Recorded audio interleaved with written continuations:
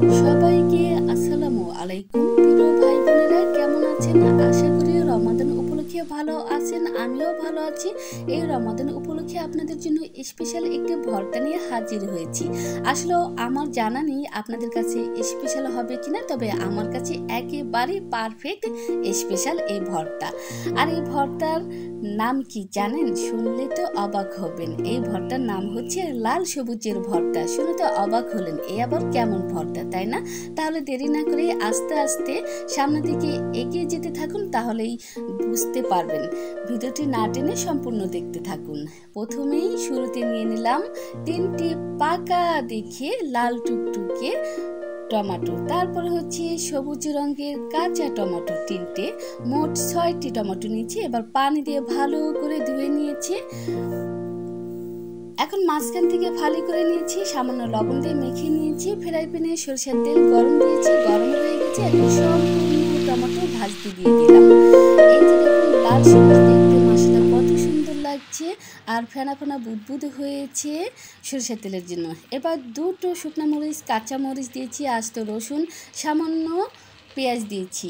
এর পরিমাণটা আপনারা বুঝে শুনে আপনারা দিবেন, ঝালটাও আপনারা বুঝে শুনে দিবেন, যে যেরকম খেতে পছন্দ করেন। এবার এপিট ওপিট করে আমি টমেটোগুলোকে ভেজে নেব, আর সময় বাঁচানোর জন্যই আমি একসঙ্গেই ভেজে নিচ্ছি পেঁয়াজ রসুন টমেটোর সঙ্গে। আলাদা ভাজতে গেলে একটু দেরি হয়ে যাবে, এই জন্যই ভেজে নিলাম। এই যে দেখুন আমার ভেলকনিতে ছোট্ট একটি বাগান, এখানে থাই ছুপ গাছ আর কিছুটা পুঁইশাকের দানা পেকে গেছে, আর মাশাআল্লাহ পরিবেশটাও সুন্দর লাগছে।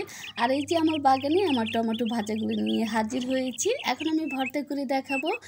এই যে আমি সামান্য একটু লবণ দিয়েছি, লবণের পরিমাণটা কম হয়েছে তাই। এবার ভালো করে সব কিছু ডলে নিলাম। এবার কাঁচা সরষের তেল দিচ্ছি, শেষের দিকে কাঁচা সরষের তেল দিয়ে করলে একটু ঘ্রাণটা আসে।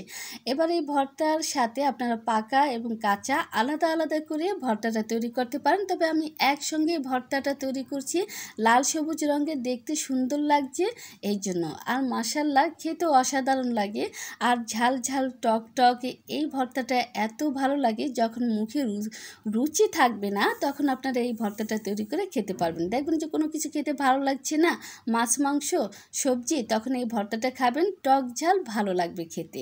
আর এখন আমি পরিবেশনের জন্য একদম রেডি করে নিচ্ছি। এই যে দেখতে পাচ্ছেন, এটা বিশাল বড় একটি কাপ, বিশাল না আসলে, এটা কথায় বললাম, বড় একটি মানে সাইজ মতো কাপ, তবে ছোট না, অনেক বড় একটা বাটির মতো।